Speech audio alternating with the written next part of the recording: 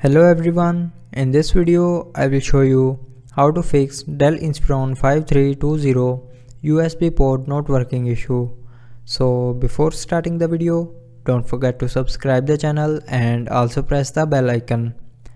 So to fix this issue, follow every single step as I am showing you in this video.